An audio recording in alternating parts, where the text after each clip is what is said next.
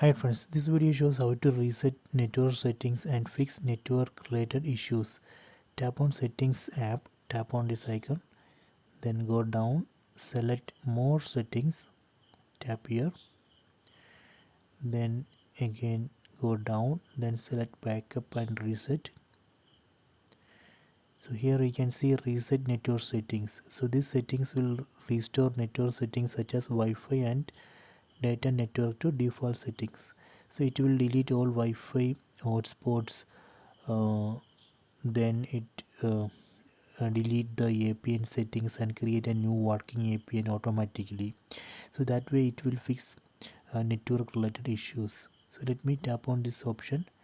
You can see it reset Wi-Fi, mobile data and Bluetooth. Then tap on reset settings, then enter screen lock password, then again tap on reset settings. Network settings has been reset, done. So this way we can reset network settings and fix network related issues. So I hope you enjoy this video. Please subscribe my channel, please like and share the video.